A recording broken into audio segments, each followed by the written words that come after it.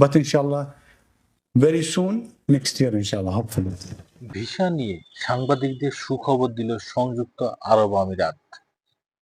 দেশটিতে বাংলাদেশের জন্য পুনরায় সব ধরনের ভিসা চালু হবে এমনটি জানিয়েছেন বাংলাদেশে নিযুক্ত আমিরাতের রাষ্ট্রদূত আব্দুল্লাহ আলী আল হামুদি।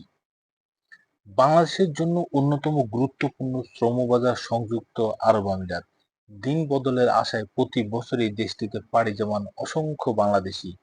তবে চলতি বছরের জুলাই থেকে নানা কারণে বাংলাদেশের জন্য নতুন ভিসা ইস্যু করছে না দেশটি।